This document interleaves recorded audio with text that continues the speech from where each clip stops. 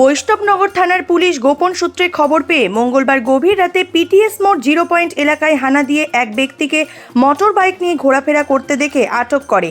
তার দেহ তল্লাশি চালিয়ে উদ্ধার হয় 5টি 7mm পিস্তল, 10টি ম্যাগাজিন সহ ওই ব্যক্তিকে গ্রেপ্তার করা হয়। ধৃতের নাম রাহেল রানা, বয়স 36। ধৃতের বাড়ি বৈষ্ণবনগর থানার শবদলপুরের মোহনপুর এলাকায়।